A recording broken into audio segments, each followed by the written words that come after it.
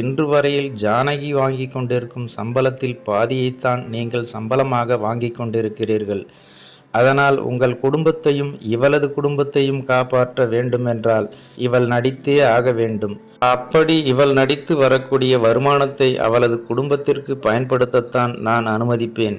வேறு யாரும் அந்த பணத்திற்கு சொந்தம் கொண்டாடுவதையோ அந்த பணத்தை அனுபவிப்பதையோ என்னால் அனுமதிக்க முடியாது என்று அழுத்தம் திருத்தமாகச் சொன்னார் ஜானகியின் மாமா.